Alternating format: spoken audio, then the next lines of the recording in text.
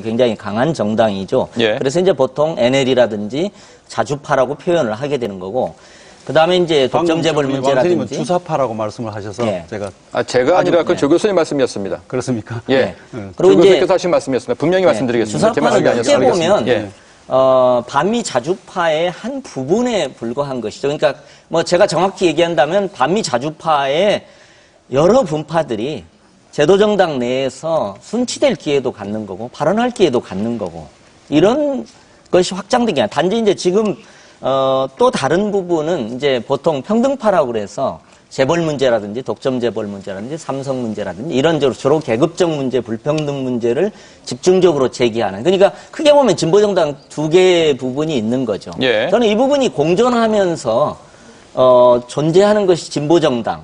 그러니까 말하자면 민주통합당으로 상징되는 말하자면 중도개혁정당보다도 더 급진적인 정당, 진보정당이 같이 가는 것이 두 바퀴로 굴러가는 것이 야권이 저는 두 바퀴로 굴러가는 것이 아무튼 그 국민들의 기대에 맞지 보수가 않느냐. 진보를 어떻게 보느냐와 무관하게 우리가 그 발전적인 진보 정치를 이룩하기 위해서 어떤 세력들이 모여서 어떤 정치를 해 나가야 될 것이냐. 사실 이것이 이번 사태를 극복하는 길 아니겠습니까? 그렇습니다. 예, 그래서 드렸던 질문인 건데요.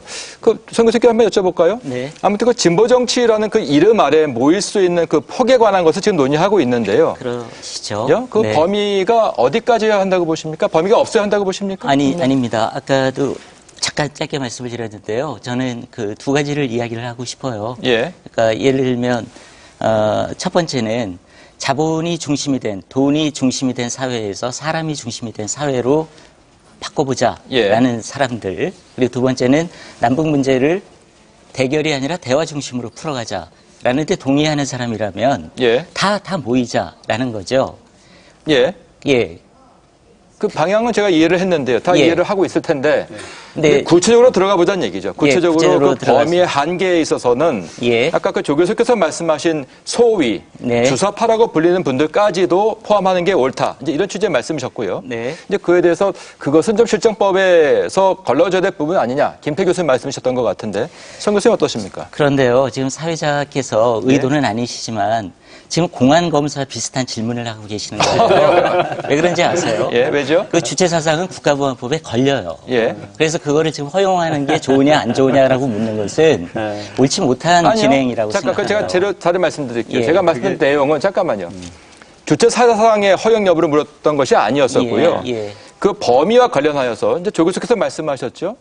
그 소위 주사파라고 불린다라고 하는 것은 우리가 알기에는 그 북한의 사상을 추종하는 극진적 사상을 갖고 있는 분들을 얘기합니다. 그렇죠, 조 교수님? 예. 근데 그런 분들도 우리나라 정치의 실정법 안에 포함시키는 것이 옳겠다 이렇게 말씀하셨어요. 저는 그것에 대한 의견을 구했던 겁니다. 예, 논의가 이제 계속 확산되는데요. 이것은 이제 사상의 자유를 어디까지 허용하느냐의 문제이고 또 국가보안법의 문제이고 그렇습니다. 저는 국가보안법이 폐지되고 한국 정치의 폭을 넓히는 게 오히려 한국 민주주의 발전에 좋다 이런 취지의 말씀입니다. 저한테 이제 의견을 계속 집요하게 물어보시니까요. 저는 사상의 자유시장이야말로 민주주의의 핵심적인 원리라고 생각을 합니다. 그래서 그 주체 사상을 가진 사람들도 당당하게 이야기할 수 있는 분위기를 만들어야 되고요. 저는 그런 사상의 자유 시장이 열리면 과연 그 주체 사상이 얼마나 많은 그 여론 형성력을 가질 수 있을지, 얼마나 설득력을 가질 수 있을지에 회의적입니다. 뭐 그런 생각 가질 수 있는 거죠. 김 교수님 어떻습니까? 지금 이제 벼랑간 또 논제가 바뀌죠. 바뀌어서 약간 당황스러운데요. 지금 두 가지 전제 조건을 얘기를 해야 돼요. 저는 조 교수님 말씀하신 부분에 대해서 저도 동감을 합니다. 다만 전제 조건이 있다는 거죠. 지금 조금 전에 말씀하신 것처럼 국가보안법이 존재하고 있는 이 상황 속에서는 조 교수님의 논리가 성립되지 않습니다. 왜냐하면 자기가 왜냐하면 그게 할 수가 없어요. 왜냐하면 나는 이런 사상적인 걸 갖고 있는데 그것이 국가보안법에 위배되기 때문에. 근데 중요한 것은 뭐냐면요. 유권자들이 결국 마지막에 판단을 한단 말이에요. 저 사람이 어떤 사상을 갖고 있고 그랬을 때 그거를 정말 낱낱이 자기의 모든 것을 드러내고 나서 선택을 받는다면은 지금 조 교수님 말씀하신 게 맞습니다.